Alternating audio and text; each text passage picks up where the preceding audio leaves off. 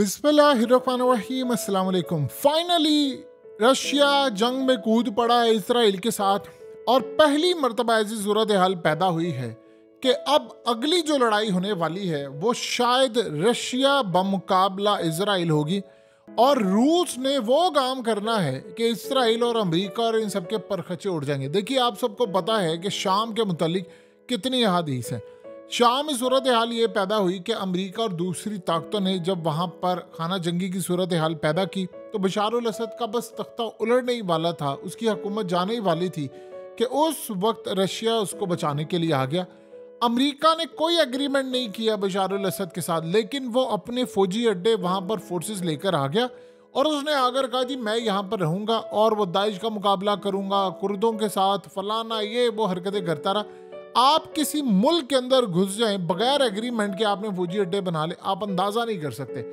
अब हुआ क्या है, इसराइल ने 10 एयर बॉम्ब्स और 3 क्रूज मिसाइल शाम में फायर किए, यानी 13 के करीब उसने, आप ये समझ रहे, मिसाइल और दूसरी चीजें फायर की, जिसको रशिया के एंटी एयरक्राफ्ट मिसाइल सिस्टम, एक तो S-400 और दूसरा उसके अलावा पेनिस्टर S, इसने गिरा दिया, यानी शूट डाउन कर दिया। जो असल में इसराइल को सबसे बड़ा झटका ये लगा है कि इसराइल की एयर फोर्स ने शाम में जो मिसाइल फायर किए थे वो असल में रशिया ने गिरा दिए हैं। और ये इतना बड़ा झटका लगा है, इतना बड़ा झटका लगा है शाम को, जिसका हम लोग अंदाजा भी नहीं लगा सकते। यानी इसराइल पूरी तरह हिलकर रह गया है कि शाम में उसने ईरान और बाकी ताकतों पर हमला करने की कोशिश की, जिसको इसराइल ने नाकाम बना दिया। और अब उसका जवाब क्या इन्होंने दिया है, जवाब ये दिया, ये मनाजिर आपकी स्क्रीन पर चल रहे हैं। ये असल में एक गाड़ी के अंदर कैमरा लगा हुआ था, उसने मनाजिर कैप्चर किए हैं कि इसके बाद जो एक हमला हुआ है रूस के अंदर, उसने दिल दहला देने वाले मनाजिर हैं। यानी वहाँ पर डायरेक्टली जाकर उन जगहों पर हमला किया गया जो आम लोगों की सिविलियन के इलाके थे, आबादी थी, और वहाँ पर बुरी सूरत हाल, तबाही मचा दी है, इतनी तबाही मचा दी है कि जिसकी कोई इंतहा नहीं है। वहाँ पर बहुत सारे लोग मारे गए हैं और डायरेक्टली रूस ने कहा है कि ये असल में हमला बरतानिया ने किया है और बरतानिया, अमेरिका, ये सारे यूक्रेन की आड़ के अंदर उसकी बैक पर खड़े थे और उन्होंने ये हमला किया। अब असल कहानी ये है कि रूस इस जंग में कूद पड़ा है और रूस ने अब इसराइल को नहीं छोड़ना। शुरुआत पहली ये हुई है कि उसने अब जो मिसाइल वहां पर फायर कर रहा है इसराइल, उसने उसको तबाह करना शुरू कर दिया। अगली सूरत हाल ये होगी कि डायरेक्टली इसराइल अब हमला करेगा रूस के ऊपर। ये सबसे अहम बात है। उसने शाम के अंदर रूस के फौजी अड्डों पर जब हमला करना है तो आप ये सोच लें कि उसके बाद रमजान कादरेव को ग्रीन सिग्नल दे देना है रूस ने, और उसने कहना है कि ठीक है जी आप जंग में कूदे, क्योंकि रूस अपने ऊपर कोई हमला बर्दाश्त नहीं करता। अब उसने कहा है कि मेरे ऊपर जो हमला हुआ है इसका तो मैंने जवाब देना है। उसके बाद वो काम ये करेगा कि रमजान कादरेव की क़यादत के अंदर चचनिया के जितने कई हजार जो फाइटर्स हैं उनको वो शाम भेज देंगे।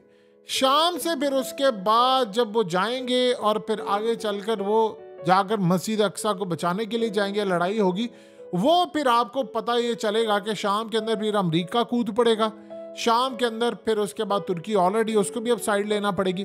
तो करते करते अब जो शाम के मुतालिक हदीस है, जो मेन अखाड़ा बनने जा रहा है पूरी दुनिया के अंदर, वो शाम का इलाका बनने जा रहा है। इसराइल की चीखें ज़रूर निकल गई हैं कि रूस ने ये काम कर दिया। देखिए, शाम के अंदर ईरान की बड़ी प्रेजेंस है, वहाँ पर रूस ने बड़ी मदद की हुई है और ये बड़ी ताकतें हैं। तो शाम के अंदर छोटे मोटे जितने ग्रुप्स हैं उन्होंने जाकर भी लड़ाई करनी है और वहाँ से असल हमले अब होने हैं। आप जानते हैं कि शाम के अंदर हालिया इसराइल ने हमला किया था और ईरान का एक बहुत बड़ा कमांडर इन्होंने मार दिया था, जिसका पूरे ईरान के अंदर शोक मनाया गया और ईरान के अंदर लोग सड़कों पर निकल गए कि हमें इसराइल को जवाब देना है। और इन्होंने दोबारा वहाँ पर हमला करने की कोशिश की, जिसको रूस ने बर वक्त नाकाम बना दिया। यानी 14-15 के करीब मिसाइल आप जब मारते हैं तो फिर सूरत हाल बड़ी क्लियर हो जाती है। यानी आप ये देख लें कि क्लियरली ये चीज़ हो चुकी है कि रशिया ने अब बता दिया है कि हमने शाम पर हमला नहीं होने देना, और अगर इसराइल ये काम करेगा तो फिर इसराइल को हर सूरत हमारा सामना करना पड़ेगा। अब यहाँ पर असल कहानी शुरू होती है कि शाम के अंदर अब ताकतें जमा होना शुरू हो जाएंगी। यानी एक दफ़ा याद रखिएगा, अगर ये रूस का डायरेक्टली जो सामना होने जा रहा है वो नज़र आ रहा है बिल्कुल, इजराइल के साथ उसका जब सामना होगा तो एक सूरत हाल बड़ी क्लियर हो जाएगी कि जैसे ही रूस ऐलान ये कर देगा, आप जानते हैं कि रूस ने शाम के अंदर जो अपनी फौजें भेजी हुई थी, उन्होंने उसमें ये बात कही थी कि वहां पर हमने मुस्लिम फौजियों को भेजा है, रूस के अंदर जो रूसी फौजियों में मुसलमान थे, कि आपने जाकर वहां पर खवारिज का मुकाबला करना। तो बड़ी कामयाबी थी, बशार अल असद के साथ मामला तय थे। और इंटरेस्टिंग मामला ये है कि बशार अल असद की बैक के ऊपर चाइना पूरी तरह खड़ा हुआ है और रशिया खड़ा हुआ है। उन्होंने वहां पर इनकी हुकूमत बचाई, अगर ना होते तो हुकूमत चली जाती। इसीलिए तो शाम जो है वो बहुत ज्यादा शुक्रगुजार है, वो कह रहे जी ये मामला हो गया। अब इस सारे मामले के अंदर रूस ने यहां पर अब इजराइल को कामयाब नहीं होने देना। एक तरफ वो मामला है, दूसरी तरफ हिजबुल्लाह का मामला है, अब तीसरी तरफ रूस का मामला है। जैसे ही इजराइल और रूस आमने सामने होंगे, सबसे पहले रूस एक ऑर्डर जारी करेगा कि 16 लाख लोग, जो तकरीबन 15 से 16 लाख लोग जो रशियंस हैं वो इजराइल में मौजूद हैं, वो वहां से निकल आए। और वो वहां से निकल आए और वो इस जंग में पार्टिसिपेट नहीं करेंगे। अगर किसी ने पार्टिसिपेट करने की कोशिश की तो एक तो उनकी वो सिटीजनशिप, नेशनैलिटी और ये वो सब कुछ रिवोक कर देगा, और दूसरा उनके खिलाफ रूस के अंदर बहुत बड़े क्राइम चलेंगे, यानी उनके ऊपर एक मुकदमे चलेंगे और उनको वो कहेंगे हम आपको गिरफ्तार करेंगे, क्योंकि ये नहीं हो सकता कि आप हमारी नेशनैलिटी लेकर हमारे खिलाफ लड़ाई करें, हम इसको किसी सूरत काबिल कबूल नहीं समझेंगे। अब यहाँ पर जो तकरीबन 15-16 लाख के करीब इसराइल के अंदर रहने वाले रशियंस हैं, उनको डिसाइड करना पड़ेगा कि आप कहाँ पर खड़े हैं। आइदर आपने रूस का साथ देना है या आपने इसराइल का साथ देना है। अब जाहिर सी बात है, जब इसराइल के अंदर वो रह रहे हैं तो इसराइल ने उनको लेकर आए, यानी उनके लिए बड़ा खतरनाक मरहला पैदा हो जाएगा कि उनके पास चॉइस नहीं है। आप जानते हैं कि ये जो रशियंस हैं ये काम क्या कर रहे थे, इनके पास डुअल नेशनैलिटी है, उनको फौज में भी रखा हुआ है। तो फौज के अंदर भी अब ये मामला सामने आ जाएगा कि भाई आपने कहाँ पर खड़े होना है, आप वहां पर खड़े होंगे या इनके साथ खड़े होंगे। तो करते करते सूरत हाल ये पैदा हो जाएगी कि लड़ाई अब आखिरी हद तक। अब उसके बाद एक अजीबोगरीब मामला है कि इराक के अंदर से अमेरिका के ऊपर तकरीबन 15 मिसाइल और ड्रोन हमले किए गए हैं, और ऑयल फील्ड जो थी जहां से अमेरिका तेल चोरी कर करके ले जाता रहा और जो खास तौर पर शाम के तेल के ऊपर कब्जा किया, वहां पर जाकर हमला हो, और इससे नुकसान अच्छा खासा हुआ है अमेरिका का। यानी इराक के अंदर से एक तरफ आप जानते हैं कि इराक के प्राइम मिनिस्टर ने पुतिन से मुलाकात की और उसके बाद उन्होंने अमेरिका को कहा आपके साथ जो हमारा एग्रीमेंट था आप निकलें यहाँ से। अब शाम के अंदर आहिस्ता आहिस्ता ये बात होगी कि अमेरिका के ऊपर इतने हमले करेंगे, वो कहेंगे कि अमेरिका को आप यहाँ से निकले, क्योंकि शाम के अंदर बशार अल असद ने कहा है कि ये तो बहुत बड़ी आपने खिलाफ वर्जी की है, हमारी इजाज़त के बगैर आप यहाँ पर आ गए हैं और आप यहाँ पर आकर पूरी दुनिया के अंदर आपने तमाशा मचाया और आप यहाँ पर ये काम करें। तो वहाँ पर बशार अल असद की हुकूमत जाने वाली थी, उन्होंने रशिया को कहा, ईरान को कहा आओ, और उन्होंने आकर हुकूमत बचाई। अब शाम के अंदर ईरान से बहुत ज्यादा लोग लड़ने के लिए गए और उन्होंने जाकर फिर इनकी हुकूमत बचाई। कहानी अब अगले रुख में जा रही है। अब अगला रुख क्या है? अगला रुख कुछ इस तरह से है कि सबसे बड़ा अमेरिका का जो वहां पर अड्डा है, वहां पर अब हमले शुरू हो गए हैं। रशिया असल में उसने लड़ाई शुरू कर दी है, चाहे छोटे मोटे ग्रुप जो है उनके थ्रू करें, कि वो अमेरिका के मिलिट्री बेसिस के ऊपर उन्होंने हमले शुरू कर दिए और बड़े पैमाने पर हमले शुरू कर दिए हैं। अमेरिका वहां पर हमले बचा रहा है। दूसरी जानिब अमेरिका ने ऐलान किया कि जी हमने यमन के, उन्होंने कहा जी 3 हमने बहरी बेड़े तबाह कर दिए।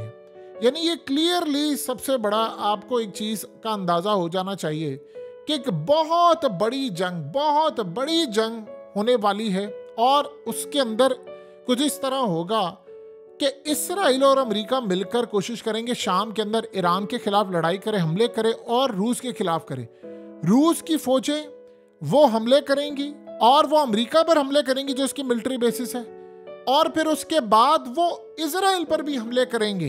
ये भी बड़ी बात है, अभी तक तो इसराइल शाम पर हमले करता है ना, तो वहां से जब शाम से ऑफिशियली रूस और शाम की जो फोर्सेस हैं और डायरेक्टली इसराइल पर हमला करेंगे, तो इसराइल इस महाज को संभाल नहीं सकता, क्योंकि ये जब लड़ाई होनी है तो ईरान ने कहा कि हमने हमले का जवाब देना है, ईरान ने हमला शुरू करना है, हिजबुल्लाह ने हमला करना है, और फिर आप इसराइल का जो हाल देख रहे हैं वो क्या हो रहा है।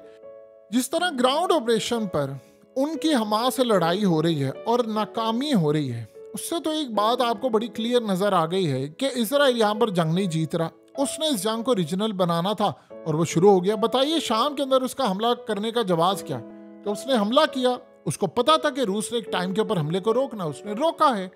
अब असल में वो काम करेगा कि S-400 जो रूस का लगा हुआ है उसको वो टारगेट करे। आपने एक चीज गौर से देखी है कि इन सारी ताकतों का एक ही निशाना बना हुआ है सबसे बड़ा, और वो रूस है। यानी ये सारे यूरोपियन कंट्रीज हो, अमेरिका हो, ये सारी ताकतें हो, इन्होंने यूक्रेन की जंग छेड़ी, उसको शामिल कर रहे थे नेटो के अंदर और चढ़ दौड़ने वाले थे ये लोग रूस के ऊपर। तो वहां से एक लड़ाई शुरू हुई, फिर उसके बाद उस लड़ाई के अंदर यूक्रेन ये जंग हार रहा है और तकरीबन ऑलमोस्ट हार चुका है। तो वहां पर अब वो क्या कह रहे हैं, एक अजीब बात है, वो कह रहे हैं कि हमें न्यूक्लियर देने चाहिए यूक्रेन को ताकि वो हमला कर सके। किसके ऊपर? रूस के ऊपर हमला कर सके। आपने आज से पहले ऐसी सूरत हाल देखी है? आप हमला तो बड़ी दूर की बात है, आप उसको न्यूक्लियर देने की तो बड़ी दूर की बात है, आप उसको नेटो में शामिल करने की कोशिश करें, आधा यूरोप उड़ा देगा रूस। और यूरोप ये असल में बड़ा खतरनाक डिजाइन किया हुआ है। देखिए, इसराइल ने जो दुनिया के अंदर तबाही मचाई है वो आप सबके सामने है। यूक्रेन की जंग उसके हाथ से निकल रही है, उसको नजर आ गया है कि अब रशिया को काबू करना है, रशिया यहाँ पर स्ट्रांग है। मैं क्या करूं, कुछ करूं, मुझे कुछ समझ नहीं आ पा रहा। तो यमन के अंदर उसने लड़ाई करने की कोशिश की। आज यमन ने फिर मैस कंपनी का तबाह कर दिया जहाज, और वहां पर अमेरिका ने कहा जी, उन्होंने दावा किया कि हमने यमन के बहरी बेड़े तबाह कर दिए। अभी तक यमन की जानिब से इसकी तस्दीक नहीं की गई। माजी में अमेरिका ने जब दावा किया था कि हमारी नेवी ने तबाह कर दिया है, तो उन्होंने कहा था अमेरिका बस इसी तरह करते, उसके फुटेज भी जारी करते जैसे हम करते हैं। यही सूरत हाल पैदा हुई थी कि बाद में जब हमास ने इजराइल को कहा कि तुम जो कह रहे हो हमने इतने बंदे मार दिए, हम तो फुटेज जारी करते, तुम भी कर दो ना, जरा टाइम निकाल के तुम भी ये काम कर दो। तो करते करते सूरत हाल उनकी भी ये पैदा होगी कि मामला तो उनके कंट्रोल से बिल्कुल बाहर जाते जा रहे हैं, और चलते चलते सूरत हाल अब यहाँ तक पहुँच चुकी है कि इसराइल इस पोजीशन पर आ चुका है जहां पर चीजें मुकम्मल तौर पर उसके कंट्रोल से बाहर है। अब यहां पर लास्ट फेज क्या चलने वाला है, जो सबसे ज्यादा अहम है, जिसको आपने समझना है। फेज ये इस वक्त चलने वाला है, आप दाद दें इसराइल को कि करते करते वो मामला इस जानिब ले आया है कि जहां पर आपको लाजमी पूरी दुनिया आपस में लड़ती हुई नजर आ रही है। यानी एक तरफ ये सारे मिलकर रशिया पर कूदने वाले हैं, इनको गुस्सा है कि यूक्रेन के अंदर ये मामला क्यों। आप जानते हैं कि इसराइल को गुस्सा इस बात का क्यों है? क्योंकि अमेरिका और बाकी ताकतों ने क्यों आने से इनकार कर दिया है, खास तौर पर यमन के हवाले से, जिसका इसराइल को सबसे ज्यादा गुस्सा है। वहां पर वो ये कह रहे हैं कि चूंकि वो रशिया से हार रहे हैं तो वो मजीद किसी ऐसी लड़ाई में कूदना नहीं चाहते जिसमें बाद में रशिया मजीद एंट्री ले, मजीद हमला करे और मजीद काम हो। अब इनको ये लग रहा है कि रशिया हथियार सप्लाई कर रहा है, रशिया और चाइना मिलकर पूरी तरह ईरान को बैक कर रहे हैं। ये जितना यमन हमला कर रहा है ये इनकी दी गई टेक्नोलॉजी है, और इसके बाद शाम के अंदर भी यही सूरत हाल है। तो अब इजराइल से लेकर बाकी तमाम ताकतों का जो अमल दखल है, जो चीज़ें हैं, वो असल में यही है कि हम सारे मिलकर हमला करें, और हम रूस पर हमला करें, हम बाकी ताकतों पर हमला करें, हम और चीज़ों पर हमला करें। तो लिहाजा अब इन्होंने पूरी ग्राउंड तैयार कर ली। रूस का एक बड़ा ज़बरदस्त काम है कि वो डरता नहीं है। एक हमला अगर रूस के ऊपर हो गया किसी भी तर्ज पर, तो बस आप समझिए, अगर रूस ने शाम से हमला कर दिया इजराइल पर, तो आप दुनिया की कोई ताकत इसको बड़ी जंग बनने से रोक नहीं सकती। क्योंकि उसके बाद तो इजराइल कहेगा कि जी मैं तो इस जंग के अंदर कूदने वाला हूं, अमेरिका भी आएगा, फिर बाकी ताकतें भी आएगी, फिर तो ये जंग आपके एक कोने से शुरू होगी, दूसरे तीसरे न जाने कितने ममालिक इसमें शुमार हो जाएंगे। और एक और बात याद रखिएगा, आप इजराइल से कुछ एक्सपेक्ट करें या ना करें, वो एक चीज आप उसे एक्सपेक्ट कर सकते हैं कि वो कोई भी सूरत हाल जब हद से ज्यादा कंट्रोल से बाहर हो जाए तो वो किसी भी मुल्क के ऊपर एटमी हमला कर सकता है। जिन्होंने माजी के अंदर अमेरिका से हिरोशिमा पर हमला करवा दिया, क्या वो अब खुद जाकर नहीं करेंगे? जिस जमीन को हासिल करने के लिए 2000 साल उन्होंने मेहनत की है, इंतजार किया है, चोरी की। एक बंदे ने बड़ी जबरदस्त बात की, उसने कहा जिनको शौक है ना इजराइल को सपोर्ट करने का, वो अपने मुल्क की जमीन का टुकड़ा उनको दे दें, उनको कि यहाँ पर आकर बस जाओ। तुम यूरोप से आए थे, तुम फलानी जगह से आए थे, तो अब इतना शौक है अमेरिका को, कनाडा को, तो अपना दे देना। जिन्होंने तस्लीम किया उनको शौक है, तो उनको कि अपने मुल्क का एक टुकड़ा दे दें इनको, और वहां पर जाकर लाकर आबाद कर दें। तो उसके बाद सारी दुनिया इनको तस्लीम भी कर लेगी, हम भी तस्लीम कर लेंगे, बल्कि पूरा वर्ल्ड तस्लीम कर लेगा।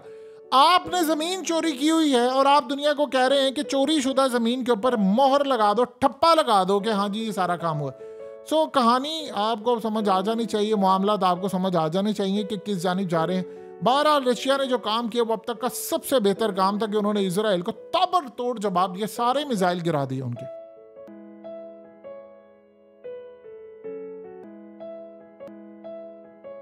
हकीकत टीवी को सब्सक्राइब करना मत भूलें, वीडियो को लाइक करें, शेयर करें और कमेंट सेक्शन में अपनी राय का इजहार ज़रूर करें।